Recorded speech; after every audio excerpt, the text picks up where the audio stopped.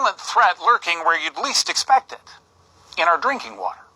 We assume, of course, it's safe, but scientists are warning about a common and potentially dangerous chemical that can survive in the ground and in our water forever. On a cold winter day on the Stone Ridge Dairy Farm in Arundel, Maine,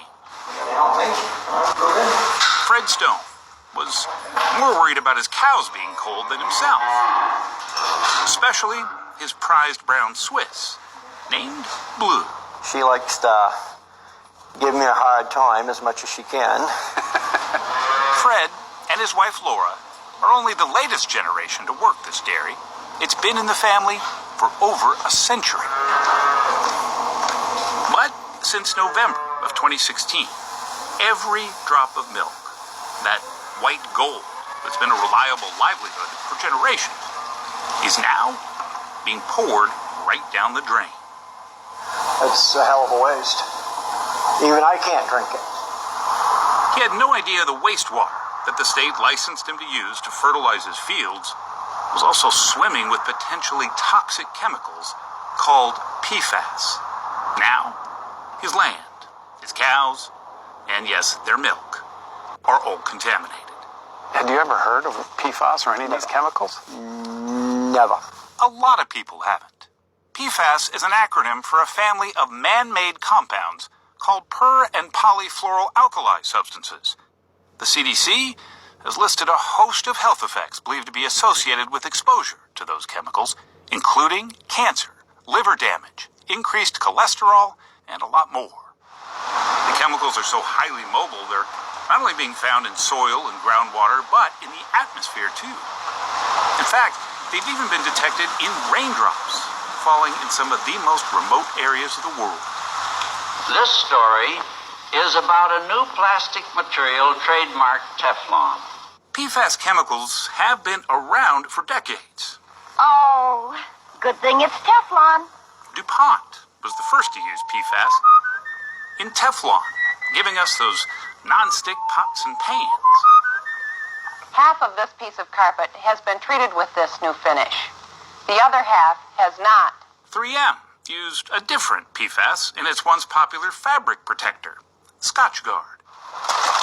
Today, those chemical cousins can still be found in almost anything designed to fend off oil or water or grease. That includes things like pizza boxes, paper plates, rain jackets, ski wax, even guitar strings. PFAS are basically impossible to escape, and scientists say they are likely here to stay. They are nearly indestructible. You just can't get rid of them. You can't get rid of them. Patrick McRoy, the former deputy director of the advocacy group Defend Our Health in Maine, explains just why that staying power is so very troubling. A lot of chemicals, when they go into your body or when they end up in the environment, they break down, they slowly decompose. PFAS don't do that. Once you put PFAS somewhere, it's going to stay there practically forever. That means the levels of these so-called forever chemicals can build up and linger in our bloodstreams forever. How high were your levels when they told you about your water? They're supposed to be under 40 parts per trillion. Yeah. Ours is 26,000 26,000 per trillion. Yeah. I know. Kathy and Bruce Harrington, who live next to a farm, were notified by Maine's Department of Environmental Protection that their drinking water was tainted with PFAS. The likely source was 2 industrial plants not far away. Your well is right there. Yep. Well is right there. They come and tested our water, and they said, we'll send you a report in a couple of weeks or whatever. And they called us in a few days, and they said, do not drink your water, don't use it for cooking, nothing. All for what? Asks Bruce. Bottom line is we don't need freaking eggs to slide out of pans versus people dying. PFAS contamination is really a national crisis, and the real scale of contamination is staggering. The more we test, the more we find it.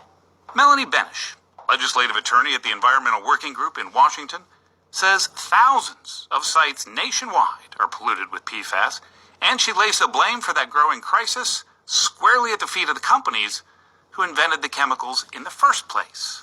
It is the manufacturers like DuPont and 3M who have gotten us here today. So they've known for 70 years that they were poisoning the water, and they didn't tell the EPA, didn't tell their neighbors, they didn't tell their workers, they didn't tell anyone because they were making too much money. In the last 2 decades, thousands of lawsuits have been brought against the manufacturers for allegedly knowing PFAS chemicals were dangerous.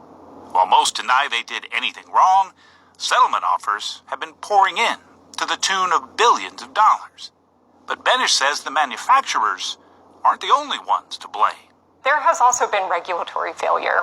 The FDA, new in the 1960s, the Department of Defense, new in the 1970s, the EPA has known since at least the 90s, and they didn't treat the issue with the amount of urgency that it needed. Well, shit, you might want to invest in a really good water filter. # SWPG for more, and you better follow, like, and share.